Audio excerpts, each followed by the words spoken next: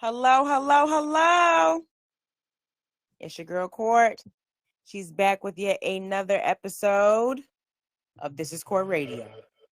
I'm your host for today, and some of you might know me as Court from HBO's Insecure. Others, Nicole on Send Help. Shameless plug because a new episode came out Thursday. Did you watch it? You should have.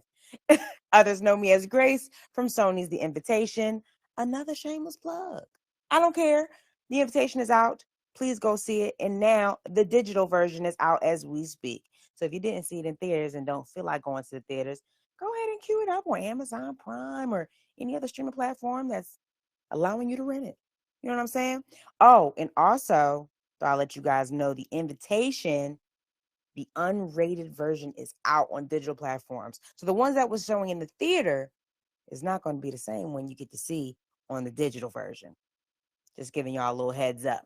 Some of y'all know me from there, but I think a lot of y'all probably know me from my Instagram. This is Courtney Taylor.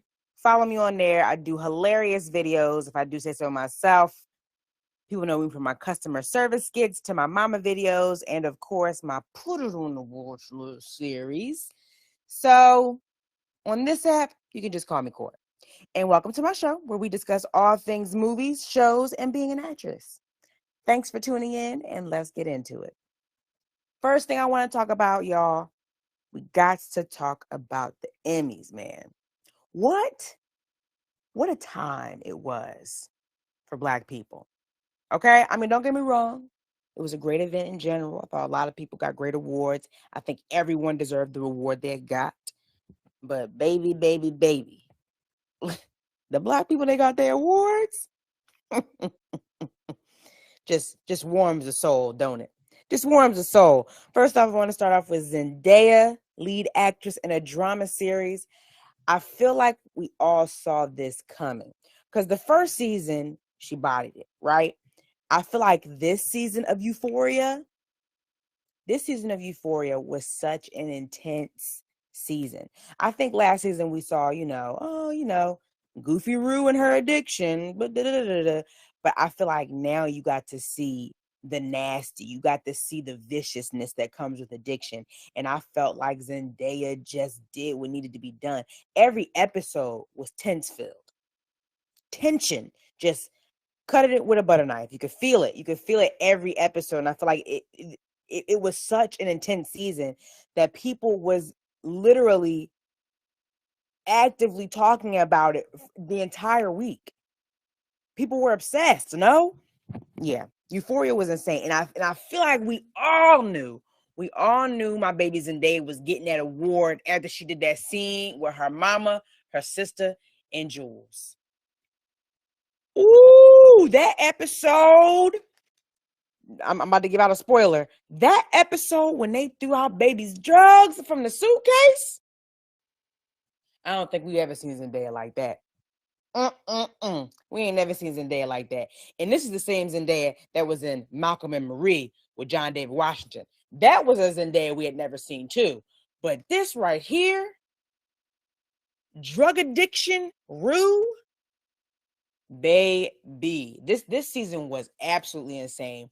And I felt like Zendaya's speech when she received the award was just perfect. Like anybody who's been a Rue, anybody who's loved a Rue, this is for you because, honey, the tension, the just her decline, the decline of Rue's character from the top of season one from the top of season one to the middle of season two, we was just like, ooh, Rue is gone, baby. That ain't Rue no more. Rue is gone. Okay, absolutely worthy of that award. She deserved she deserves every accolade she gets from that one because she did that. Oh my goodness. An amazing actress. I'm so happy she got to get another Emmy for that show because I can only imagine the work she's putting in. Just submerging yourself into that role, baby. Kudos, Zendaya. You did that. All right. Next person on the list, y'all know it's coming. I got to talk about breakout series Abbott Elementary. Sheryl Lee Roth getting her supporting actress in a comedy series. First of all, Anybody who knows Cheryl Lee Roth, everybody, I'm assuming in the Black community, in any community really, should know who Cheryl Lee Roth is.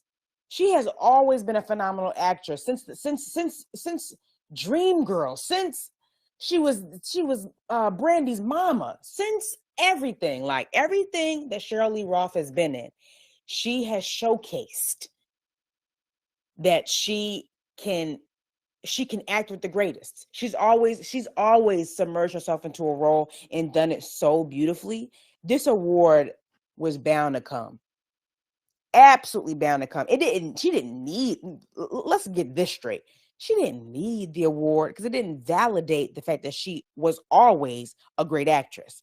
But it is nice to see her get what she is owed because, honey, she is phenomenal in Abbott Elementary. I love Miss Howard, Miss Barbara Howard. I love Miss Barbara Howard in Abbott Elementary, man. If I had a teacher like that when I was in in elementary school, I would be leading. I think I would be leading a much warmer life. You know what I'm saying? Like she was the mom. She was like a mom, or I guess in this case, like for the little kids, they probably would assume her as a grandmother in that situation.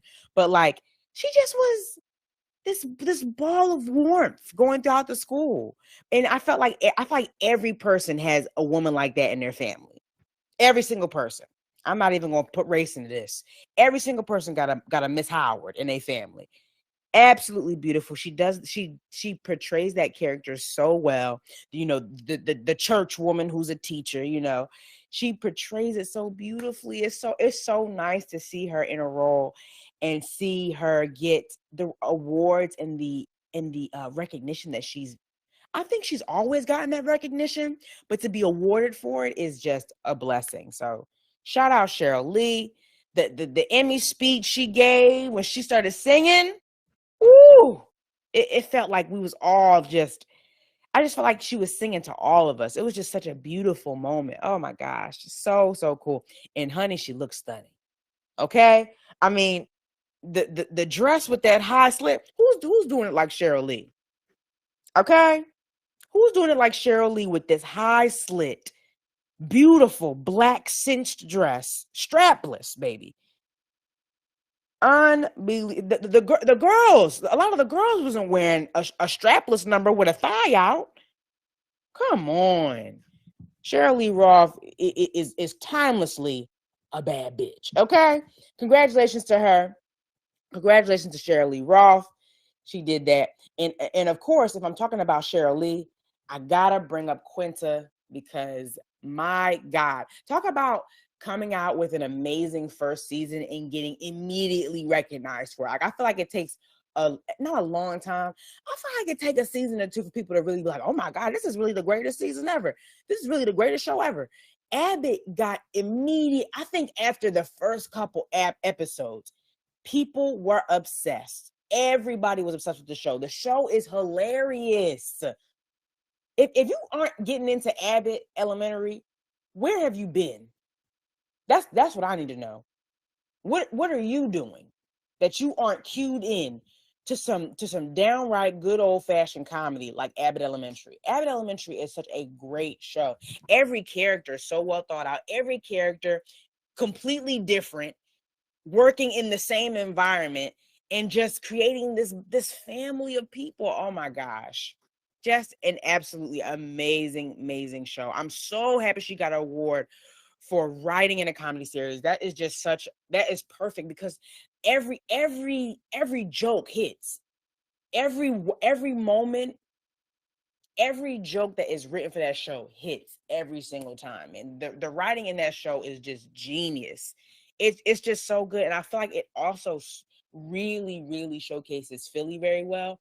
Like, do not get me wrong, I am from Philly, but I feel like the people from Philly who've lived there all their lives, they're going to discredit me because, you know, I moved out of Philly when I was 9. So I was born, raised a little bit in Philly, and then moved to Delaware. But based off of how my brother, because my brother was in Philly much longer than me. He grew up in Philly. He's driven around Philly more than me. Like he knows Philly. Like, so them portraying the school system like that, them portraying like Philly in that way. Her talking about Danny Walk's chicken. Oh my God. The way every cookout, my Uncle Anthony would pull out several trays of Danny Walk chicken. It's just so authentic. It's so authentic. I have no idea like how spot on she is with this show. Like it's, I mean, Quinta's from Philly, so she understands. She understands. And my mom is heavily from Philly. So when she watches the show, she's like, oh my gosh, this is Philly. She is representing Philly. So like, I just feel like she talks about it. She talks about the important stuff, but she also talks about the great things about Philly too, which I think is really nice. And I just, congratulations to Quinta. I could talk about that girl all day. And if we're going to talk about it, we also got to talk about that beautiful dress she was in. Did y'all see that Dolce & Gabbana number? Please tell me y'all saw that Dolce & Gabbana number. That corset with that beautiful silk bottom. Now, let me remind everybody, Quinta is a little short. Quinta's shorter than me. Quinta's like, I'm 5'3". I think Quinta's like 5'1", 5 foot maybe. She's a little short. But that dress was tailored to her so perfectly. It gave her this, it made her look statuesque, dog. She looked so beautiful in that dress, man. Just outstanding. Like I think people really came out for the Emmys this year. Like everybody looked phenomenal, but there were people there that just blew me away, and Quinta was one of them. That dress was stunning with the gloves too. Oh, the gloves, baby. She just killed it. She killed it. She looked phenomenal. I'm gonna need her tailor on staff. I'm gonna need whoever she was working with, that stylist, call me. Because I am speaking into existence that I'll be at the Emmys next year. And I need to look as good as Quinta. Okay? I need to look as good as Quinta. All right, next person on the list. Oh, we gotta talk about Lizzo. Lizzo winning an award for that competition program is so phenomenal to me, because it's so phenomenal to me because we actually get to see the lives and watch girls who people have just thought, well, if you this size, you're out of shape. If you this size, you this. If you this, just always this negative stigma when it comes to big girls, especially within the industry. And I feel like Lizzo highlighted them so beautifully. This competition showcasing these women's lives and these women doing moves better than the small girls. She is beyond deserving of that award. And I'm so proud of Lizzo for literally creating, like she said in her speech that did she say it in her speech? She either said it in her speech or she said it in an interview that she wanted to see girls that look like her, fat like me. Yeah, she said it in her speech. Fat like me, beautiful like me, black like me. And the fact that when she got older, she became that representation. She became that representation and then gave everybody else the opportunity to be that representation by creating this show. Baby, Lizzo's doing the work that needs to be done. Lizzo literally spoke what she was going to do for the community of the big girls, the community of the Black girls. She spoke that into existence at such a young age, and then seeing it come to fruition with this Emmy award, baby, just outstanding. Just outstanding. So proud of Lizzo. So happy that she's getting the recognition that she deserves. And come on, Emmy, win. Come on, Emmy, win. And I'm going to tell you what, if anybody can get an EGOT status, it could be Lizzo. Okay? I need Lizzo to get into some TV work, honey. I know Lizzo voiced a character in the Proud Family, in the new Proud Family show. I need her to get on some TV. I need to get her in some movies. I need to see her, you know what I'm saying? I need to see her across the diaspora of entertainment so that baby can get her EGOT. Okay? Because she's deserved. If anybody can get it, it's probably gonna be Miss Lizzo. All right. Congratulations to Gerard Carmichael for writing for a variety special. Baby, can we get into Gerard completely coming out? Okay. Baby came out in his variety special and said, you know what? I'm out. I might as well dress like I wanna. and busted out with that bare chest in fox coat. Oh, he was making a statement, honey. He was making a statement. It was giving, is it 70s? It was giving 70s luxury. It was giving 70s pimp, but the nice one. Not the mean one who the girls are scared of. The real nice one who don't let you get hurt at the when you with the Johns. He was giving very much that, honey. He was looking good. Okay, and congratulations to him. And when he said, when Gerard Carmichael got up there and said, this project was of huge consequence to me, that, oh my gosh, it was only a small moment that he even mentioned how much of a risk it was for him to create this special, because I mean, it's a touchy subject, especially within the Black community, and I'm assuming especially with his family.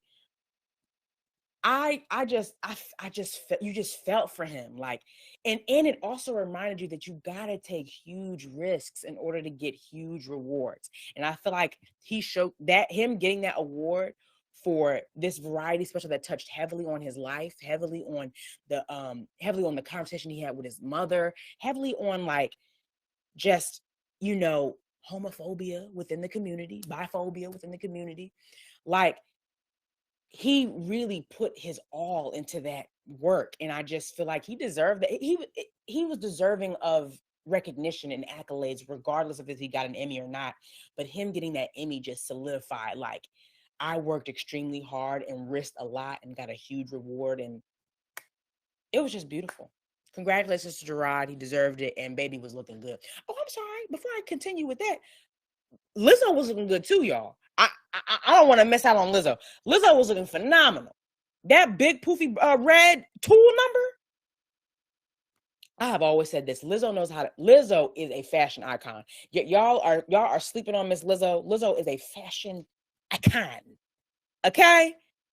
Baby knows how to wear her size. And I need a lot of the other big girls to follow suit, because baby knows how to wear big proportions and make it look feminine. She knows how to really just dress up her, like really lean in to her figure. And she just killed that. And I miss Zendaya too, but you know Zendaya don't miss. Zendaya don't miss. That beautiful. It was the most simple dress, and she made it look like. She looked like royalty, honey. Royalty. I told y'all, people was coming out for the Emmys. People was looking good for the Emmys. Okay? They was just doing it. Now, I want to give a small shout out to my girl. Best Supporting Actress in a Limited Series, Miss Jennifer Coolidge. I have liked Jennifer Coolidge since Legally Blonde, when she was playing the manicurist at the salon.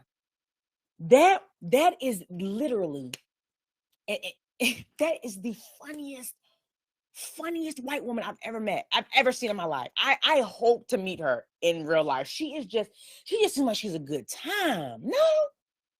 And her getting this supporting actress in a limited series for I believe it's White Lotus, which I really enjoy. I love that limited series. Shout out to Natasha Rothwell for killing it in that show as well. I'm so happy she was Emmy nominated. Love you, Natasha. You were so great in it.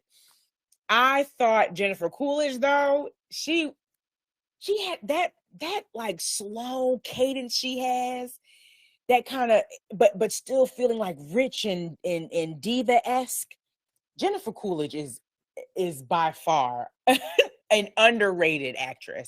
I think she's so funny. I think she's so great. I'm so happy she got her award in that. I think she's just this goofy white woman that likes to have fun on the screen, and I just love that about her. She is phenomenal. Love her. Congratulations to her. Coleman Domingo, outstanding guest actor in a drama series. Well deserved, honey. Well deserved. Coleman Domingo been killing it since I started noticing him in Walking Dead. He's in Walking Dead. When I noticed him in that, then they had him in Candyman. Hey, have y'all seen Coleman Domingo in Candyman? Ooh.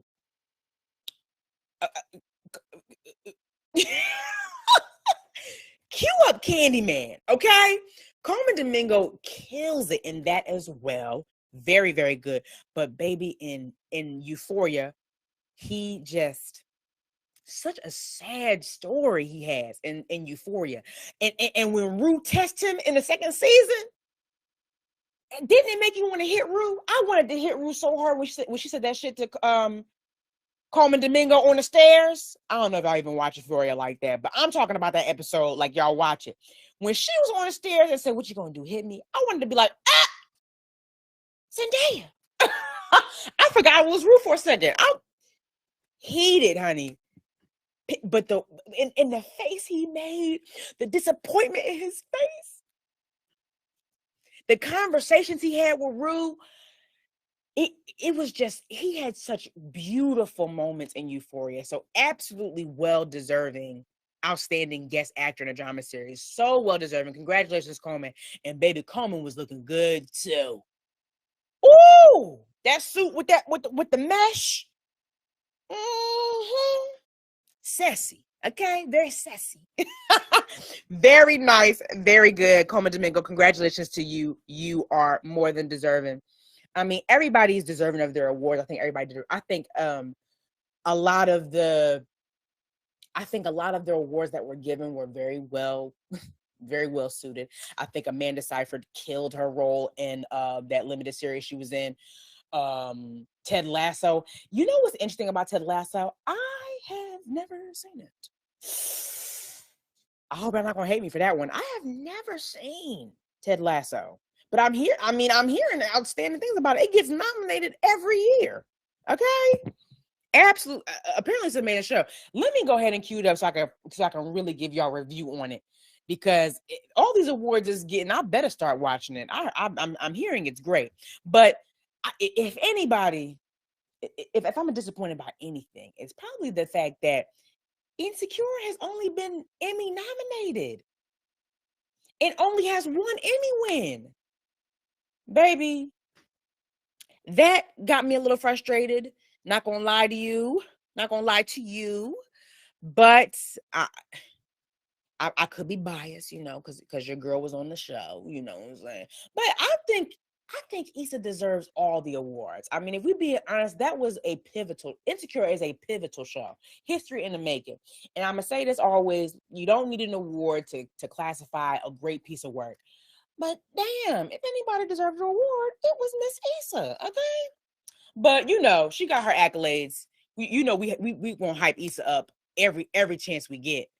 Any new show she coming out with, we hyping it up. Any new anything she gonna be in, we gonna see. I'ma see it. You know what I'm saying? I'ma see it. So shout out to Issa. You did the damn thing, girl. Congratulations to you. But what I really wanted to talk about too? LA Times put out an article recently that said, "Do awards still matter?" Right? Now, I think we're all under the understanding, like, yeah, award shows can feel a little slighted. Like me just now talking about Issa not getting the award I believe she deserved. I feel like, awards can feel like, are they really necessary? Should we even have them anymore? Because I feel like you miss out on great content if it doesn't have that Emmy award winning, label on it. Because there's still great content out there, whether you get an Emmy or not, right? But LA Times did this article, right? Do awards still matter? And had nerve to have Cheryl Lee Roth's picture on the front with her award. Now, the picture is no longer there. They finally changed it to the Ted Lasso team, or at least Jason Sudeikis was up there, and he was with his award. So they changed the picture. But why would the first picture you use be Cheryl Lee Roth? Do awards still matter? And you got a Black woman who received her first Emmy award. That's the picture you use. I don't know, y'all. It just felt a little, I was feeling a little, I'm going to tell you what, I was a little frustrated by that, because would you be having this conversation if more non-Black people weren't in their categories? Y'all don't ever have this conversation until, people who look like me start winning awards. Now it's, do awards still matter? But you know what? I'm not going to get into it. I'm not going to dive into what I think happened there, because they did end up changing the picture, because they probably figured out that it was tasteless to put my baby Cheryl up there like that. But I just want better for these. I just want better for these what are they called? Magazines. I want better for these news articles. Y'all should know that was ridiculous to do. And it shouldn't be a Twitter out. It shouldn't be a Twitter uproar for you to fix it. Because I'm certain Twitter went at it. But I don't know. I just thought that was a little ridiculous. I just wanted to bring that to the light and say, don't do that again, LA Times. Okay? Just wanted to make sure I said that. But anyway, I wanted to do that little Emmy recap. I wanted to shout out my fellow Black people for winning some great awards. I thought that was absolutely amazing. Can't wait to be there with y'all and win my award, speaking it into existence, because it's coming, baby. It's coming. All right. So I got a segment on here right now. We're moving on. It's called What You Watching, Court? And I will gladly tell y'all.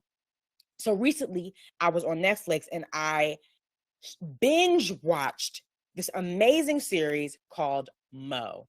Y'all, absolutely phenomenal show, Mo. It's a comedy series following the life of Mo Najjar, a Palestinian refugee living in Houston, Texas. It stars Muhammad Amer, Toby Nwigwe, and Teresa Ruiz. There's more people in there, but those are the three characters that I brought out because I feel like they're like the main three in the group, besides Mo's mother and brother, who are also phenomenal in the show. The show is so funny, y'all. It's literally following the life of this Palestinian man who is still fighting for his status, but has to find a way to make money. Dog. The relationship the interactions between his mom and brother are so hilarious, but also super relatable across cultures. Because I feel like we all got that. We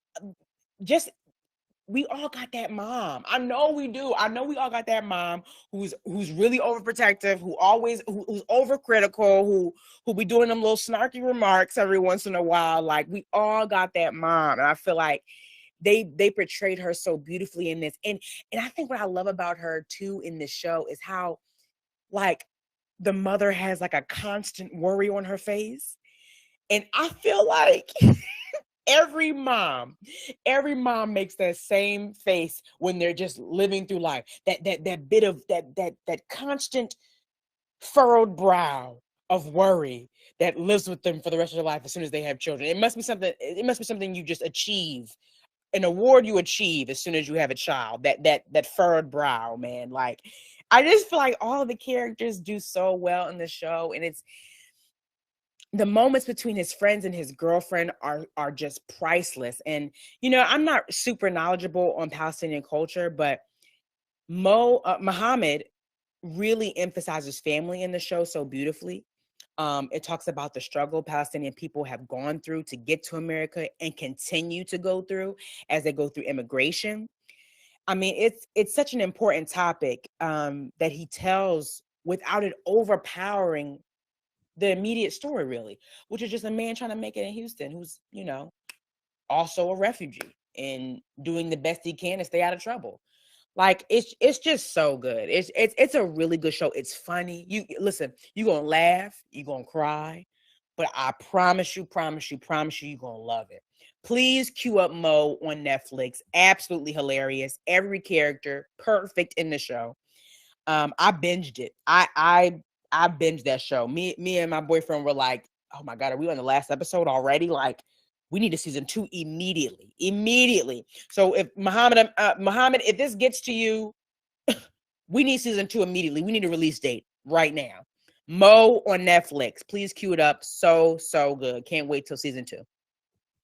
Another show I've been watching, brand new show, is called The Patient on Hulu. Baby. Listen, I'm a Steve Carell fan. Anything you throw Steve Carell in, I'm a watch. Okay, it's a new psychological thriller on Hulu. It's got Dom Hall Gleason in it. I've seen Dom Hall in a couple other things. I have not seen him in.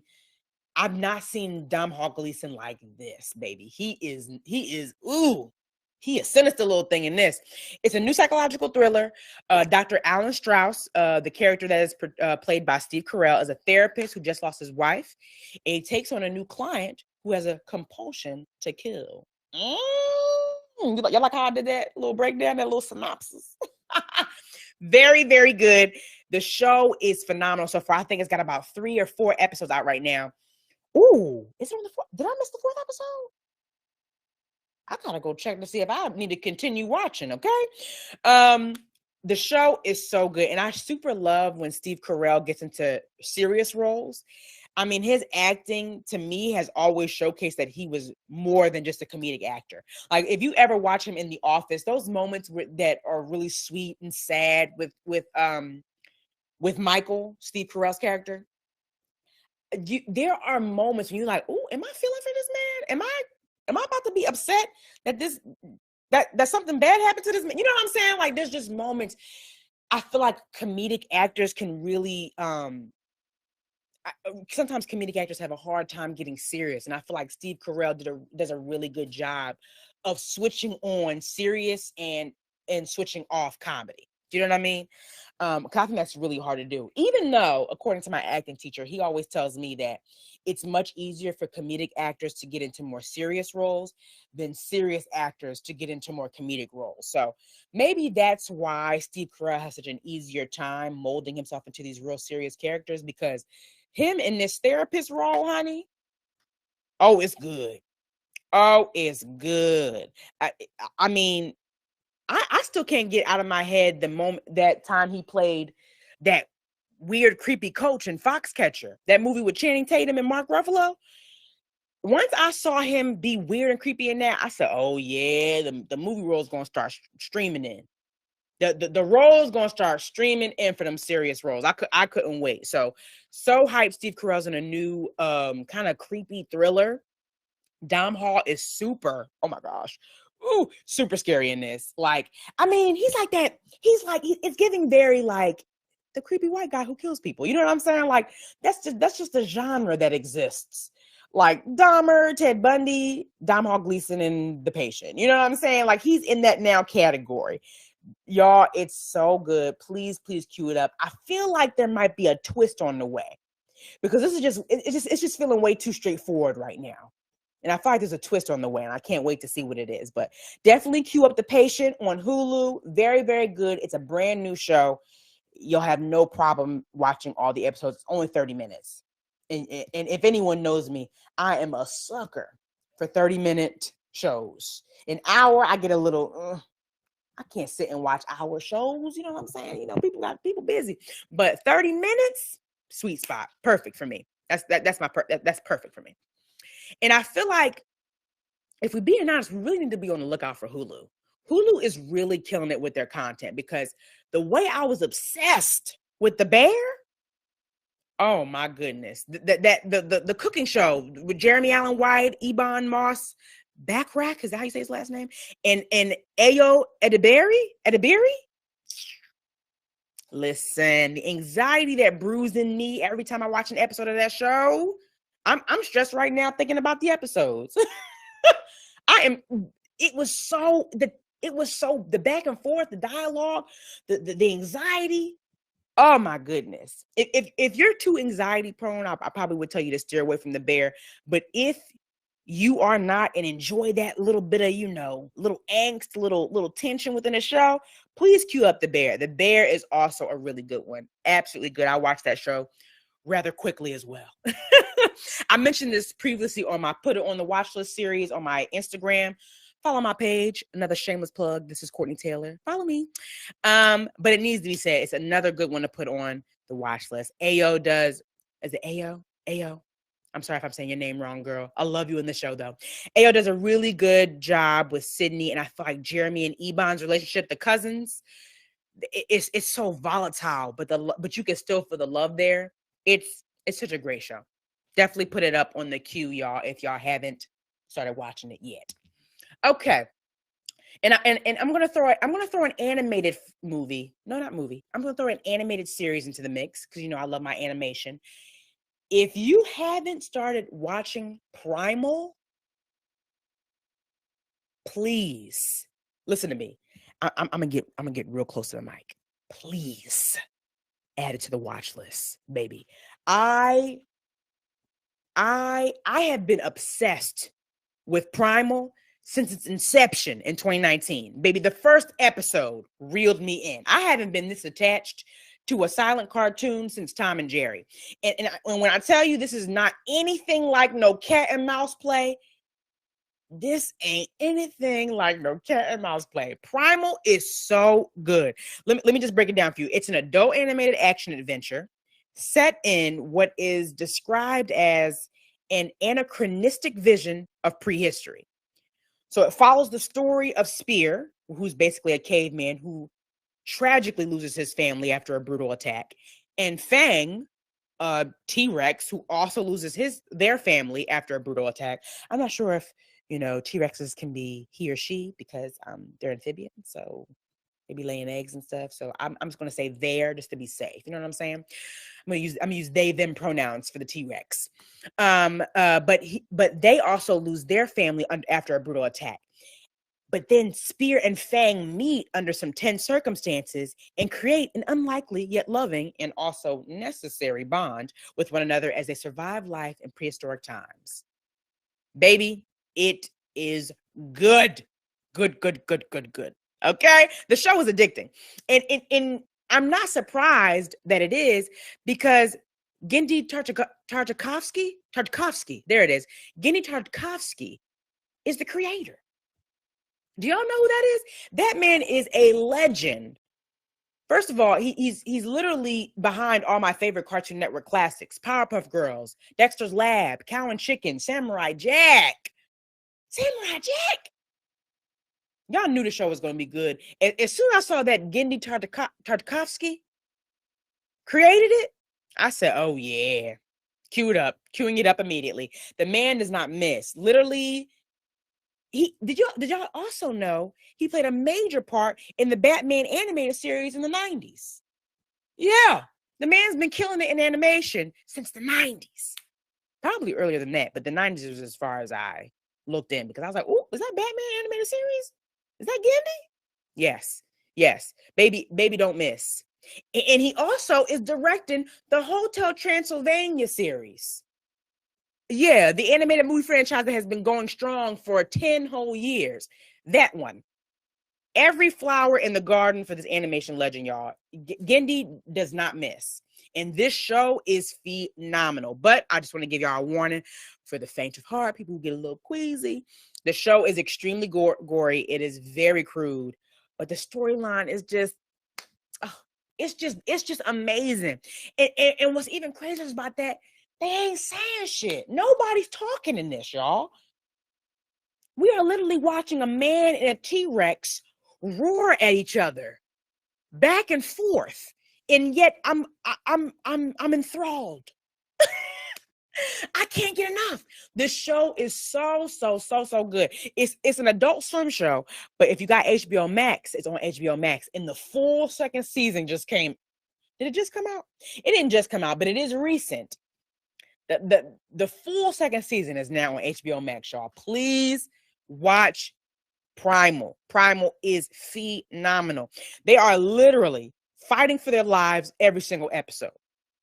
And the fight scenes are insane. And as it should be, because the scenarios are equally bizarre, seeing as the time period borders on fantasy a little bit. Like there's moments that I feel like might not have happened in prehistoric times, but you just kind of fall into the whimsy of it. You know what I'm saying? It's a cartoon.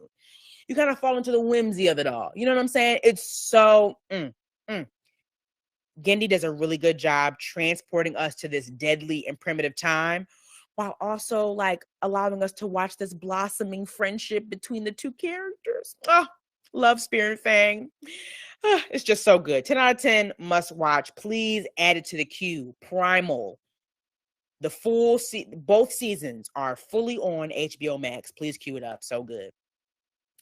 But yeah, that's what I'm watching right now, y'all. I think I'm gonna get into my movie theater moments. I put a little segment in here of what I most recently saw in the movies.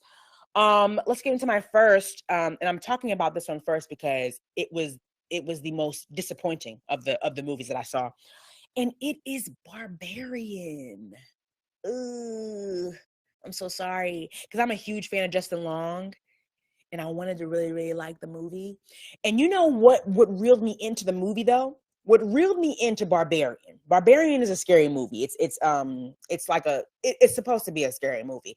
What really reeled me into Barbarian was the previews for it, because they had these previews going around of live reaction audiences that were watching Barbarian. And I'm gonna tell you what, that reels me in every time. They had the live reaction for the Paranormal Activity movies, and it made me watch every movie. But the live reaction in the Paranormal movies was warranted. Okay, the Paranormal movies scared the hell out of me, baby. Scared the hell out of me. But Barbarian, I just felt like they dropped the ball on the storyline. Like, I felt like there were so many things they could have added to that storyline that would have made it make sense. But I don't know, man. I don't know. Okay, so it's supposed to be an American horror film. It follows this woman who rents out an Airbnb in a very ridiculously like dilapidated neighborhood. But come to find out, there's somebody else within the Airbnb. So both of them rented this Airbnb in this dilapidated neighborhood. First of all, right off the bat, I'm annoyed because y'all didn't look up a Yelp review. Y'all didn't look at you know what I'm saying? Like, how did y'all find this Airbnb in the middle of Detroit? They're in Detroit, y'all. And y'all didn't check the Yelp reviews? Why are y'all? Anyway, I'm not gonna get into. I don't want to give away the movie, but they end up at this Airbnb. They both booked it at the exact same time. They decide to wait until the morning to figure things out, and that's when shit get creepy. Okay, the movie definitely had potential. I listen to me. It definitely had potential, and there were moments that were definitely creepy. Definitely moments that were creepy, but all in all, by the ending of the movie, I'm certain everybody was sitting there like, what just happened? What just happened? And that's what I'll leave you with. Barbarian review for me, quote, what just happened? Unquote. And that's my review of Barbarian. By all means, go see it. Support my baby Justin Long. I love Justin Long. I think he's a great actor. I loved him in rom-com. I loved him in Jeepers Creepers. You know, I liked that he was in it. I think it was like an ode to scary movies because he was in Jeepers Creepers. But I think they could have did better. I think they could have did way more with that storyline. I think we just missed a few points. Okay, I think we skipped a few chapters. You know what I'm saying? So that's how I felt about Barbarian. Also, I went to go see Breaking. John Boyega does it again. John Boyega is a phenomenal actor. Period. Point blank and the period. John Boyega did what needed to be done for that role, and I loved him in that movie. It's supposed to be based on a true story about the story of a Marine vet, Brian Brown Easley, who is desperate for money and running out of options. So he holds a bank hostage. And it sets the stage for this tense confrontation with the police. Y'all, John Boyega becoming that veteran, Brian Brown Easley. Oh man. So good. John Boyega, it had Michael K. Williams in it. It had Nicole Bahari. First of all, just those three Black people right there reeled me into coming to see it anyway. If we're being honest, even if it was bad, y'all wouldn't have heard a peep out of me. But in this case, it is so good. Y'all have to see it. It's such a great film, and it shows you the humanness of Brian Brown Easley, and it shows you just all that he was battling, and how it was over something it was over something that was so important yet so small at the exact same time. And by small, I mean monetarily, but like, oh my goodness, such a beautiful story. John Boyega kills it. Michael K. Williams, rest in peace, does a wonderful job as the police officer. Nicole, oh my Lord, Nicole, an actrice, baby. That girl, that girl got bills to pay. Okay, every acting, every scene I've seen that woman in, she just be acting for her life. Acting like her life depends on it, honey. I need to make sure somebody need to go check on her, make sure she's not being held hostage to act this damn good. She is just phenomenal. Absolutely outstanding. She does a wonderful job in this. Even Selenis Leyva, the woman who was in Orange is the New Black. She's been in a couple other things as well. Her as Rosa Diaz in the movie was really good too. I just cast very well. The story was super sad, but also a story that people need to see. And I think is really important to the vet community. Like absolutely really good. Loved Breaking. Also, I love an animated film. I had to throw an animated film into the mix. DC Super Pets. I wanted to go see that. I saw that during a $5 movie weekend. I saw Breaking and DC Super Pets during the $5 movie weekend. And DC Super Pets was good. Listen, I am not a huge DC girl. Okay. But I love an animated film. And I feel like you really can't go too wrong with animation. So I said, let me slide on in. Let me see what it's giving. And it gave. It was so good. Dwayne The Rock Johnson and Kevin Hart, we already know are a powerhouse comedy team. Them in this animated movie is just as hilarious. It's just as funny. Just as funny. The movie is so good. So good. I thought it was just a sweet, goofy movie. Like, but it also had its moments of, adult topic being discussed, not being able to be adopted and all these different things. Like, I feel like it covered a lot of great topics, but I also think I always thought it was a really fun and great movie. Is it the best DC movie I've ever seen? Probably, because DC don't really be hitting it like that. I'm just kidding. I don't want to mess up my change just in case they might need a villain or a superhero in DC. Call me up, y'all. I was just playing. I love DC. Anyway, but DC Super Pets is really good. That'll be something to take the kids to. But even if you want to go by yourself, go ahead and go see DC Super Pets. I saw it with my man. We are almost 30, and we went to go see that movie, and it was great. Okay. Love a good animated movie. Definitely put DC Super Pets on the list. Okay. Now, movies I want to see. I have Woman King up here. Now, I know there's some controversy with Woman King right now. I know people are talking about the Dahomey tribe and its true origins not being properly displayed within the movie. However, I hear that and I respect it, and I understand that it's very upsetting to, disregard history in that way. I do still want to see it though, because I would like to see I want to see maybe they do mention it. I don't know. I don't want to say that they don't mention it and I don't go see it. And then they could have maybe, mentioned it later, maybe at the end of the movie or something. But also I'd still want to, I most definitely want to support Viola Davis. If we're being 100% honest, I know. I definitely want to support that. I want to support the people who made this intense film, because I feel like they was working hard, honey. Viola Davis, like, she's in the best shape of her life because of this movie. I'm certain they was working really hard for this movie. So I am going to go see it because I am still excited to see it. I will be disappointed though if they don't mention proper history. So there, I will do that. But I am still excited to see it. I'm so sorry. I do still want to see it. I hope that doesn't upset people, because I'm going to be upset if they don't mention the true history, but I still want to see it. Okay. That's all I'm going to say about it. That's all I'm going to say. But that's a movie that I have on my want to see list. I think that's the most recent one. So that's really all I have on my list right now for movies I want to see. But we'll see. It could certainly grow, and then I could talk about it in my next episode. Okay. So let's get into me being an actress and being invited to a wonderful screening.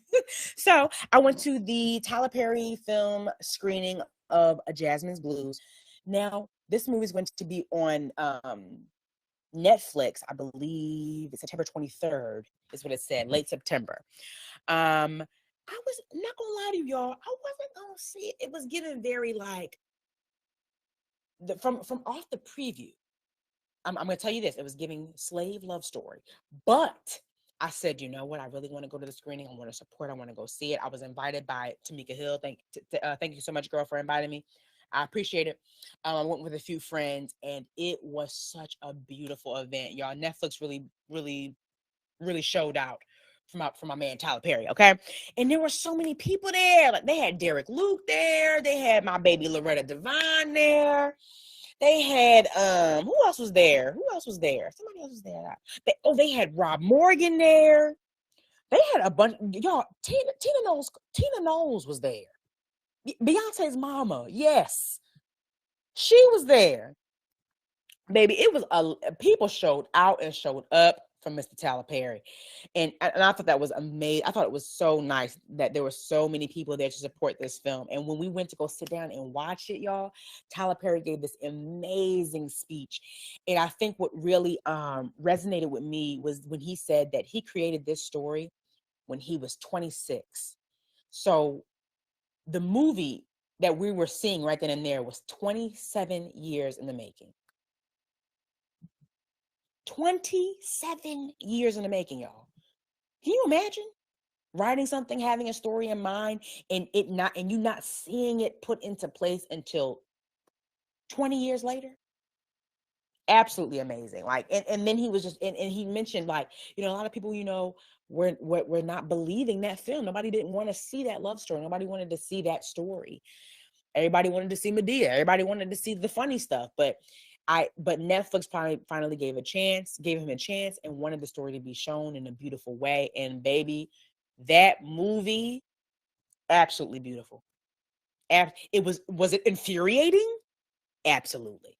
Absolutely. And it was not during slave times, y'all. My bad. I didn't mean to make, I thought it was a slave love story, but it definitely wasn't. It was during a time, 1946 though, 1947 is when it's based. So, it's going to be infuriating, especially for us Black folk. I was getting angry a couple times in that movie, but it was when I tell y'all, it was so beautiful.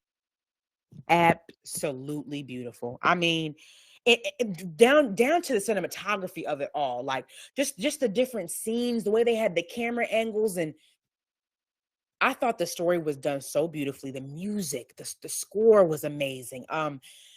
Just and the storyline was so sad, and I'm not gonna lie, I cried several times. I cried a little bit while I was in the theater, and I said, "Okay, thank you guys so much. It was so beautiful." And I got in the car and cried heavier. I had to really let out a good cry in the car. It was so beautiful, though. Absolutely must watch. Please cue it up. Do not get me wrong. There are frustrating moments. And there's some moments of Black trauma that are super frustrating, but give it a chance, y'all. Just take a moment and really sit down and watch this movie because it is absolutely so beautiful. Absolutely beautiful story. Hands down, a wonderful experience. So happy to have gone to that event. And it was just so cool being around those people. It really was like just, watching a film and enjoying and having that moment as a movie theater moment, but with, in a screening. It was just really nice. Definitely a must see. September 23rd on Netflix. Give it a chance, please. Very, very good. Okay. Yeah. Oh, I think I did pretty good this time. I shouldn't have said that, but I wanted to give myself a little pat on the back. I've been trying to get this show going the way I want it to go, y'all, and I feel like I'm getting a groove. I'm getting a groove.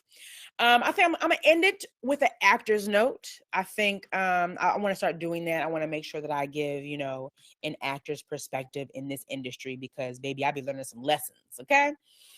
And my first actor's note is going to be is literally just this: don't get attached to projects.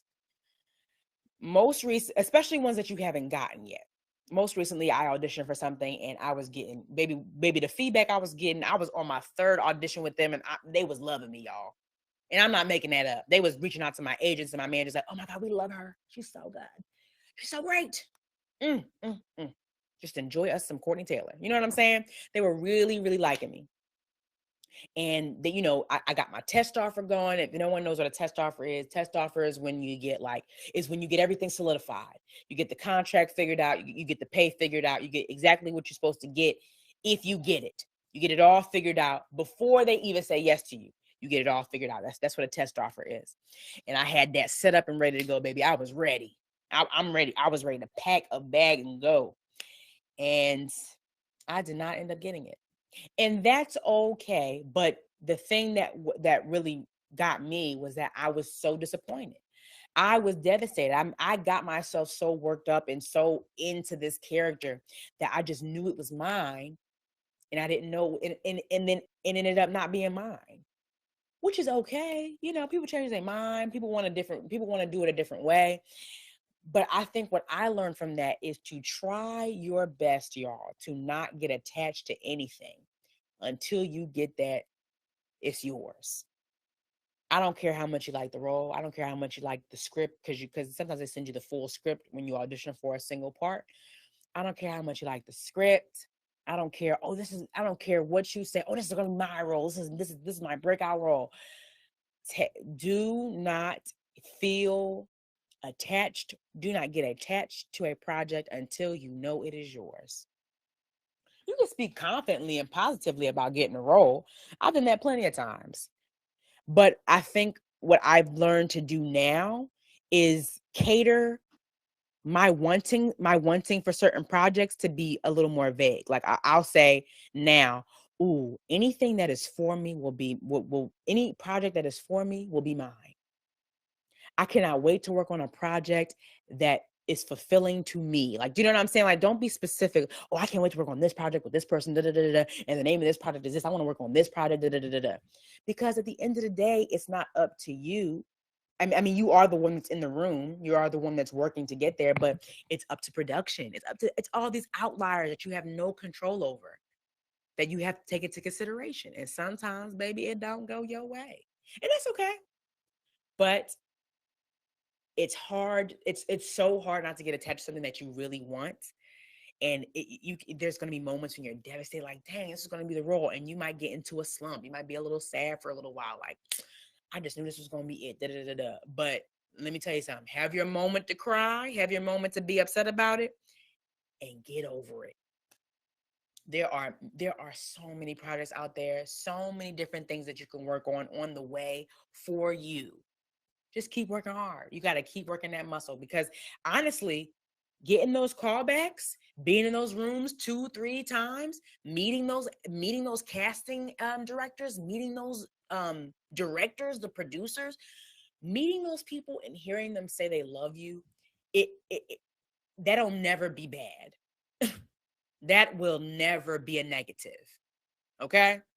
That'll always be a positive, because they got you stored. Oh, we know we liked her. We just couldn't put her in this project, but we know her. We like her. We'll save her for next time. When she auditions again, we'll recognize her and we'll get her into the room quicker. When we see her again, we'll know she'll do the work because she killed it in all her auditions, or all his auditions. You know, it's not about just the girlies. I'm talking about the boys too. So my actor's note to end the show is: don't get attached to projects until you know it is yours. Okay? I've learned that the hard way, honey. I've cried my tears. I've been upset. But then I've also known, like, you know what? Whoever they give that part to, it was for them. It was meant for them. It was not meant for me. And that's okay. I'll get the next one. And you know what's funny about that? I always get the next one. You know what I'm saying? So that's all. That's the show, y'all. This was a good one. I think this is a good one. Please be on the lookout for this episode. I'm going to post it on my YouTube once I get my recording. You guys will hear a lot more of me in the upcoming weeks. Every Sunday at 3 p.m. Don't forget to tune in to me. This is Court. Thank you guys so much for listening. I super, super appreciate it. It has been an amazing time. And that's the end of our show. Oh, look at all these people in the room. 38 people. Oh, 39. Love to see that. Y'all, there's going to be a moment where, because AMP is working on it, where you guys are going to be able to live message me, right? You guys are going to be able to live message me. They're still working out the kinks. But for now, be on the lookout for that. And sooner or later, I'm going to have some guests on my show because I can enable a call in and y'all can call me. Isn't that going to be fun? Once I get my bearings, of course. You know what I'm saying? I'm still trying to get used to the platform. But anyways, thank you guys so much for listening. I super appreciate it. Get to know me. This is Court Radio every Sunday at 3 p.m., 6 p.m. Eastern Time. You'll know more about me. Okay? All right, y'all. It's been great. I'll see you next week. Bye.